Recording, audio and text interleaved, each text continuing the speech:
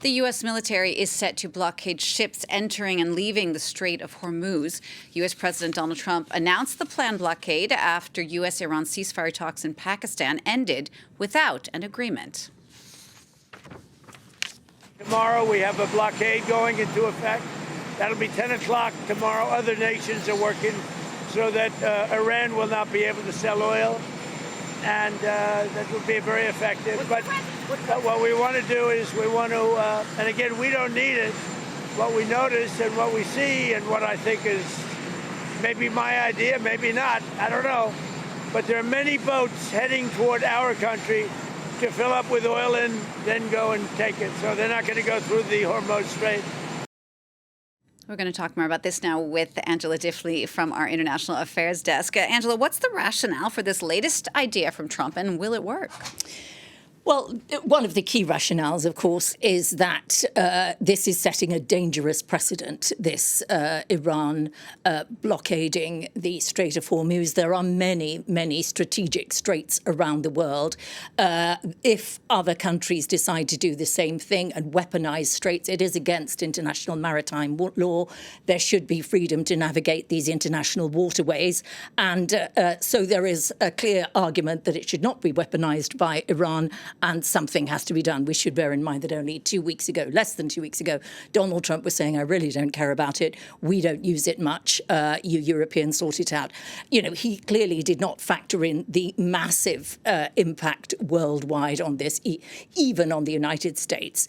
The second idea is perhaps they hope that this might push China, which is a major buyer of Iranian oil, the biggest buyer of Iranian oil, to persuade the Iranians to open up the Strait of Hormuz. That could be a possibility. And of course, they also hope to simply deprive Iran of the income it has been getting by charging money for ships to go through the strait. Those ships it deems allowed to go through. It's been charging money and getting income, which of course it is then using to fuel its war operation. You know, that's kind of the idea behind it. There is an awful lot that could go wrong with this. Primarily, there is only a trickle of traffic going through the strait at the moment because it is blockaded. And so it doesn't look like Iran is heavily dependent on the income it's getting from ships going through there right at the moment. It may well be that Iran, which has weathered so much already, thinks we will sit this out. Donald Trump will blink first. This will so massively disrupt the global economy. We will just sit it out and wait. They have also said they will retaliate massively. We don't know what that means. Again, is it Gulf states? Is it Gulf states' infrastructure?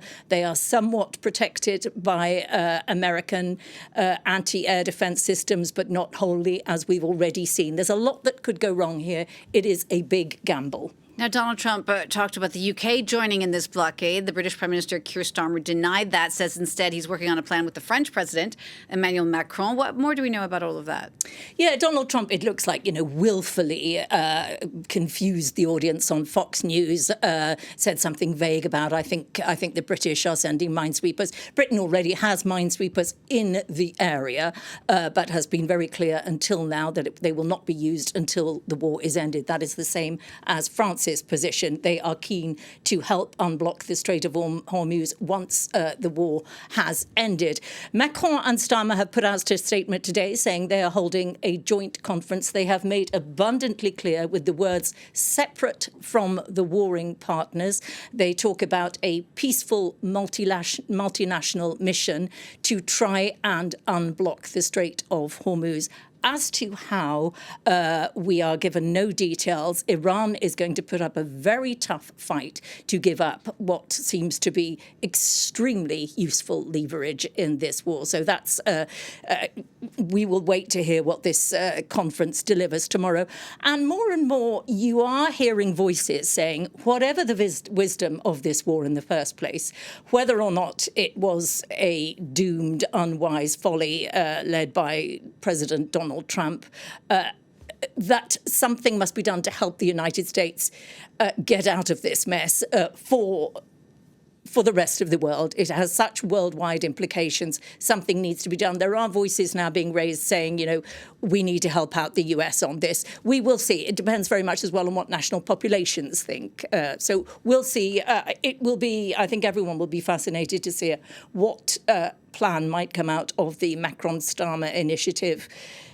We'll see. All right, Angela, thank you for that. France 24's Angela Diffley.